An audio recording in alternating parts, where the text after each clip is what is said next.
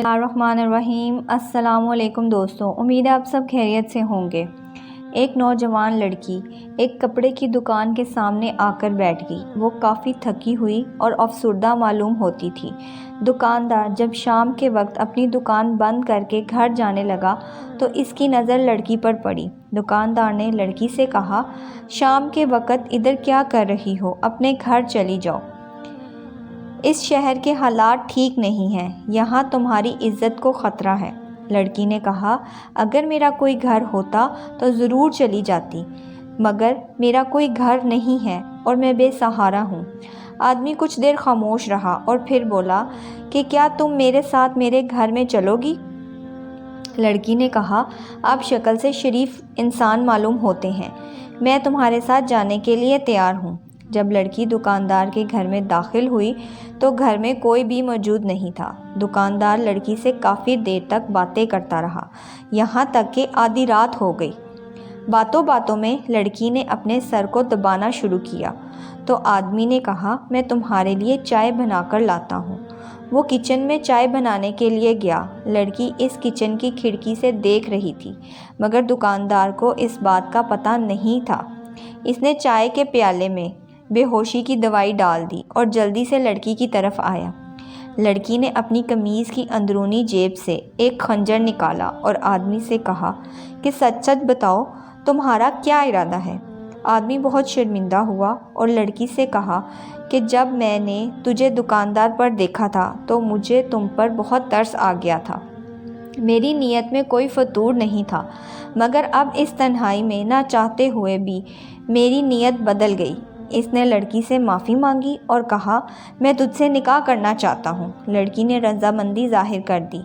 सुबह हुई तो दुकानदार एक मौलवी साहब को अपने घर ले आया। इसने दोनों का निकाह कर दिया। अगली रात जब दुकानदार अपनी दुल्हन के पास जाने लगा था तब बाहर दरवाजे पर दस्तक की आवाज़ आई। आदमी ने देखा कि बाहर कुछ मर्द और औरतें आई हुई हैं। उन्होंने कहा, हम लड़की के करीबी रिश्तेदार हैं, हमें पता चला है कि आपने इसके साथ शादी कर ली है। आप इतने नेक दिल इंसान हैं, हम सब आपके मशगूल हैं, हम लड़की से मिलना चाहते हैं, अगर आपकी इजाज़त हो तो। आदमी ने जाकर लड़की को बताया तो इसने कहा, मैं इनसे हरगिज़ नहीं मिलना चाहती। जब मैं बेसहारा होकर इनके पास गई थी तब उन्होंने मुझे घर से निकाल दिया था।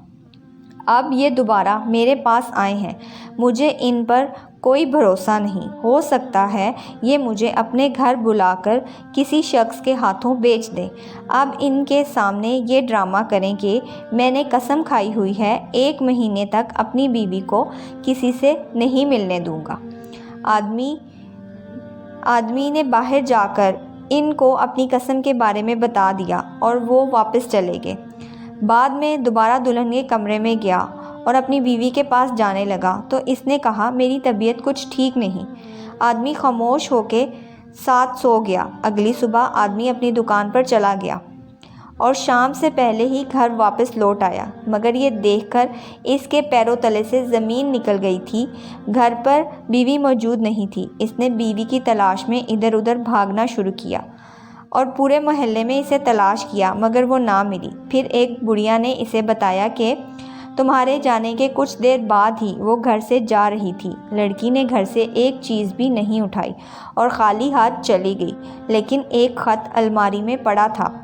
ख़त में ये लिखा था, मेरा शौहर मुझे बहुत मारता था, बात बात पर मुझ पर सितम करता था। एक दिन वो गुस्से की हालत में इसने मुझे तलाक दे दी थी। मेरे वालिदैन या बहन भाई कोई भी नहीं था। मैं अपने करीबी रिश्तेदारों के पास गई तो उन्होंने भी मुझे घर से निकाल दिया। शाम के वक्त मैं आपकी दुकान के सामने बैठ गई तो आपने मुझे घर आने को कहा।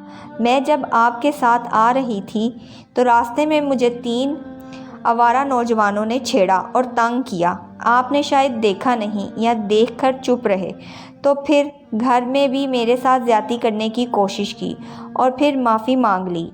आपकी गैर मौजूदगी में मैं आपकी हमसाई से आपके बारे में पूछा तो इस बुज़ुर्ग खातून ने कहा कि इसकी बीवी छोड़कर चली गई थी और इस बात पर झगड़ा हुआ था कि बीवी कह रही थी कि तुम एक बुज़दिल इंसान हो।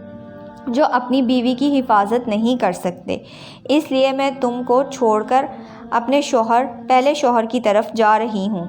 وہ مجھے صرف مارتا تھا، لیکن کسی کی جرأت نہیں تھی کہ کوئی میری طرف آنکھ اٹھا کر بھی دیکھے۔